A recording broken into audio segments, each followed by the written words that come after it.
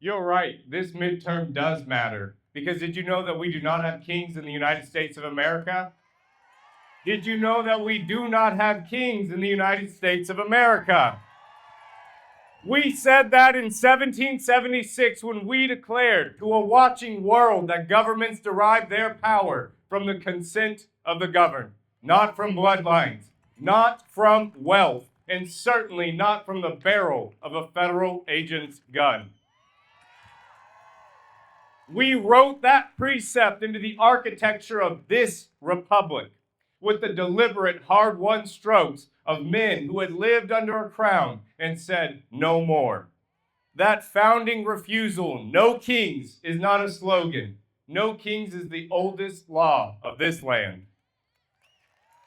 So look at what is being done in the name of the United States right now.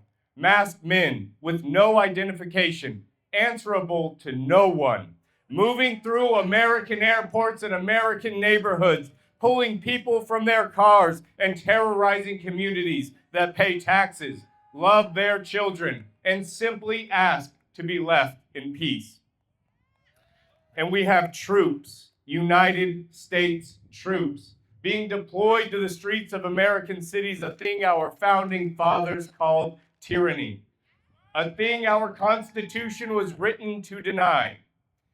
And the SAVE Act. The SAVE Act was not engineered to protect our elections, but to suppress them.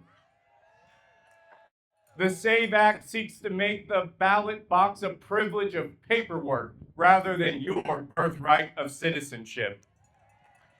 And we have a war in Iran launched without a declaration of war from Congress, without the consent of the governed, without even the courtesy of a notification. It's almost as if they believe that Article 1 of the Constitution is a suggestion rather than the supreme law of this land. And then there is Minneapolis. There is Renee Good, a 37-year-old mother, a poet, a woman who went with a whistle in support of her neighbors, shot 3 times by a federal agent who walked away free of consequences. There is Alex Preddy, a 37-year-old VA nurse who spent his working life supporting veterans, shot at least 10 times by masked cowards. Both of them 37 years young, both of them ours, and both of them were killed in broad daylight and on camera with impunity.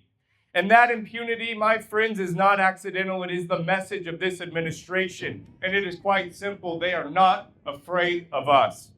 And let us not forget baby Liam. It was a cold January in Minnesota. The temperature was in the single digits. And a 5-year-old boy named Liam, with a Spider-Man backpack on his shoulders, just home from preschool, was taken by federal agents in his own driveway. His school superintendent described to us what happened next. ICE agents removed Liam from their car, took him to the front door, and directed him to knock to see if his family would answer. Those cowards used a frightened 5-year-old child as a tool to try to flush out his own family. Boo! And when no one came out, they shipped him 1,200 miles away to a detention facility in Texas. My question on that is quite simple. What kind of country does this? And here's a story that's even closer to home that does bring some pride to me. When the federal government tried to open a 6th detention facility in Oklahoma and a warehouse in southwest Oklahoma City, 1 mile away from the Western Heights High School and in a predominantly Hispanic neighborhood, the city of Oklahoma City resoundingly said no. Residents of Oklahoma City packed that meeting for 5 straight hours, and every single speaker opposed it. Mayor David Holt, a Republican, met with the property owners, and they changed their mind on accepting that ICE contract. That is democracy in action. That is a city looking the federal government right in the face and refusing to flinch. We have watched this administration ignore federal court orders, ignore the separation of powers doctrine with a casualness which would have horrified our founding fathers. And again, the message is clear. This administration is not afraid of consequences. And that is where they have miscalculated. Look around. In June of last year, 5 million of us rose up in No Kings protest. In October of last year, 7 million rose up. And they estimate that 9 million people will be rising up today to protest in the United States of America because we have no kings.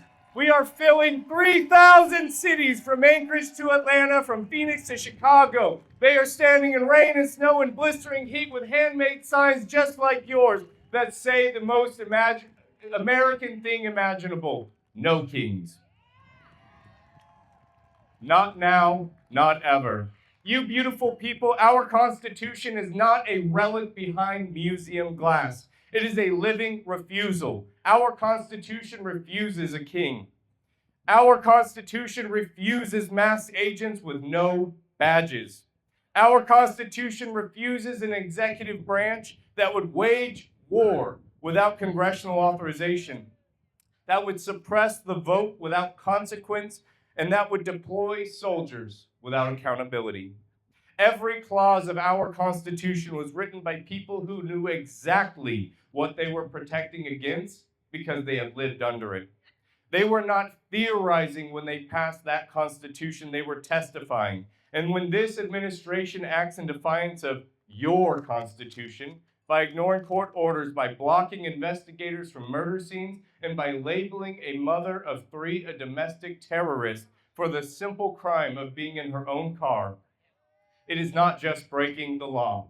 This administration has broken faith with every single generation that bled to uphold our Constitution. Renee Good had a whistle. Alex Preddy had a phone. Baby Liam had a Spider-Man backpack. We have the Constitution, the streets, and we have the ballot box. No kings. Thank you.